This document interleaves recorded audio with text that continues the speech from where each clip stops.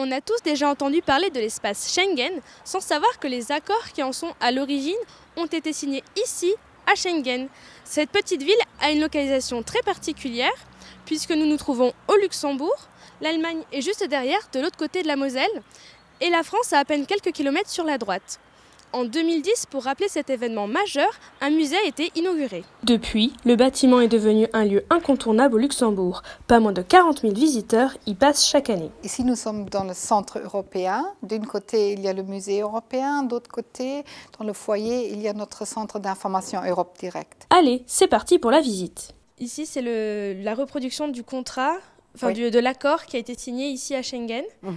Donc, comment ça se présente alors Voilà, alors là, vous voyez d'un côté les 5 partenaires qui ont signé les accords. Alors, c'était d'un côté les pays Benelux, Belgique, Pays-Bas, Luxembourg, de l'autre côté la France et l'Allemagne. Pour la France, par exemple, c'était Catherine Lalumière qui a signé.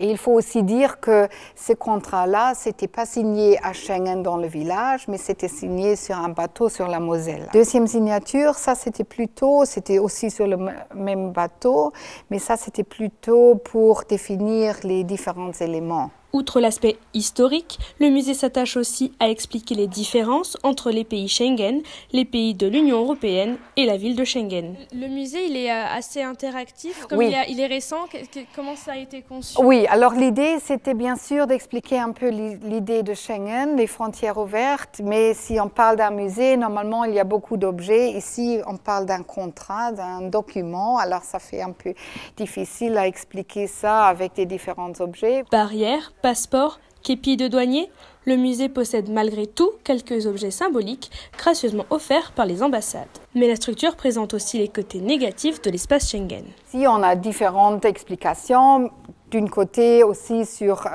la Frontex, qui est l'agence qui s'occupe de la protection extérieure. Alors on essaie bien sûr d'un côté d'expliquer qu'est-ce qu'il y a de bon dans l'espace Schengen, mais il ne faut jamais oublier qu'il y a aussi les gens qui sont à l'extérieur de l'espace Schengen. Entre les différents agrandissements et le Brexit, le musée doit constamment s'actualiser. D'autant plus qu'il fait aussi office de relais entre l'Union européenne et les citoyens avec son service Europe Direct. C'est plutôt pour les gens, s'ils ont des questions sur la politique européenne, s'il y a des questions personnelles concernant la politique ou concernant l'Europe, c'est toujours là où on peut peut-être aider avec des brochures, où on donne des interlocuteurs qui peuvent peut-être aider plus spécifiquement. Maintenant, pour rentrer chez moi, je dois emprunter cette route qui passe par l'Allemagne avant d'arriver en France. Et si ce trajet est aussi facile, c'est grâce à l'espace Schengen.